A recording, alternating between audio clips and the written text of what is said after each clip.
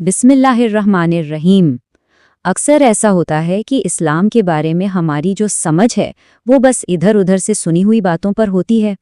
جیسے کچھ لوگ سوچتے ہیں کہ شاید یہ ایک بہت ہی سخت دین ہے، اور دوسری طرف کچھ کا خیال ہے کہ اس کا تعلق بس کسی خاص قوم یا ملک سے ہے۔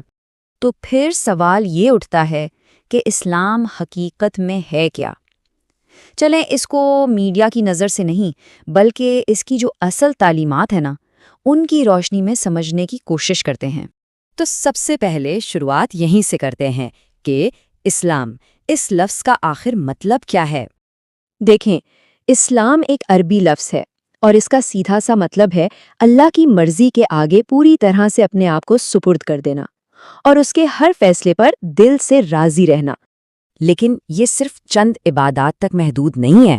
نہیں، یہ اصل میں ایک پورا سوچ کا نظام ہے، ایک اخلاق کا قانون ہے، یعنی زندگی گزارنے کا ایک مکمل طریقہ، ایک ایسا طریقہ جو انسان کو اندر سے بھی بہتر بناتا ہے اور باہر معاشرے کے لیے بھی فائدہ مند ثابت ہوتا ہے۔ اچھا، تو اس پورے نظام زندگی کا، اس وے آف لائف کا مرکزی پیغام کیا ہے؟ اس کی بنیاد ہے توحید۔ توحید یعنی اسلام کا سب سے بنیادی عقیدہ۔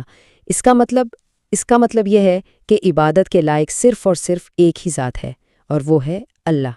وہی اللہ جو سب کو پالنے والا ہے، جو سب پر رحم کرنے والا ہے اور جو ہر حال میں ہر کسی کے ساتھ انصاف کرنے والا ہے۔ اور پتہ ہے، اسی ایک عقیدے کی بنیاد پر اسلام ایک بہت بڑی بات سکھاتا ہے کہ کوئی انسان کسی دوسرے انسان کا غلام نہیں ہو سکتا۔ کیوں؟ کیونکہ ہم سب صرف اس ایک اللہ کے بندے ہیں، اور یہی ایک سوچ ہے جو ہر قسم کے ظلم، تکبر اور ناانصافی کی جڑ کاٹ دیتی۔ لیکن سوال یہ ہے کہ یہ بنیادی عقیدہ ہماری روزمرہ کی زندگی میں ہماری رہنمائی کیسے کرتا ہے؟ اسلام زندگی کے ہر شعبے کے لیے ایک مکمل گائیڈ، ایک کوڈ آف کانڈکٹ پیش کرتا ہے۔ مثال کے طور پر گھر کے معاملات میں یہ والدین کے احترام کا حکم دیتا ہے اور اولاد کو اللہ کی رحمت قرار دیتا ہے۔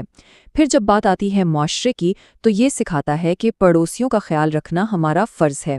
انصاف کے معاملے میں اس کے اصول بالکل واضح ہیں، اور جب بات روزی روٹی کی ہو تو حلال کمائی کو بھی عبادت کا درجہ دیا گیا ہے۔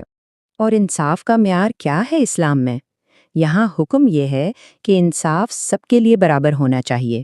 اس سے فرق نہیں پڑتا کہ معاملہ کسی دوست کا ہے یا دشمن کا۔ قرآن میں تو بالکل صاف صاف لکھا ہے کہ کسی قوم کی دشمنی بھی تمہیں انصاف سے نہ ہٹائے۔ عدل کرو، کیونکہ یہی چیز تقویٰ کے سب سے قریب ہے۔ انسانی جان کی حرمت کا اندازہ اس بات سے لگائیں کہ اسلام میں ایک بے گناہ شخص کی جان بچانا ایسا ہے جیسے پوری انسانیت کو بچا لیا۔ یہ ایک مثال ہی کافی ہے یہ سمجھانے کے لیے کہ ایک فرد، ایک انسان کی زندگی کی کتنی اہمیت ہے۔ انسانی جان کی یہی قدر و قیمت ہمیں اسلام کے ایک اور بہت اہم اصول کی طرف لے جاتی ہے، اور وہ ہے امن کا اصول، جس کے بارے میں اکثر غلط فہمیاں پائی جاتی ہیں۔ دیکھیں، اسلام کا بنیادی پیغام امن ہے، تشدد بالکل نہیں۔ اس کی تعلیمات بے گناہوں کی حفاظت اور ظلم کے خاتمے پر زور دیتی ہیں۔ یہ تلوار کے زور پر نہیں بلکہ اپنے کردار سے، اپنے اخلاق سے دلوں کو جیتنے کا دین ہے۔ لیکن یہاں پھر ایک سوال آتا ہے، کیا یہ پیغام صرف کچھ مخصوص لوگوں کے لیے ہے؟ جی نہیں، بالکل نہیں۔ اسلام کا پیغام کسی ایک قوم، ایک نسل یا ایک ملک کے لیے نہیں ہے۔ یہ پوری انسانیت کے لیے ہے، ایک یونیورسل میسج، ایک عالمگیر دعوت۔ اور اس کی سب سے بڑی دلیل کہ اللہ کے نزدیک کسی عربی کو عجمی پر یا کسی گورے کو کالے پر کوئی فضیلت حاصل نہیں، کوئی برتری نہیں۔ اگر برتری یا فضیلت کی کوئی بنیاد ہے تو وہ صرف تقویٰ ہے اور اچھا کردار ہے، جیسا کہ پیغمبر اسلام نے اپنے آخری خطبے میں بالکل واضح فرما دیا تھا۔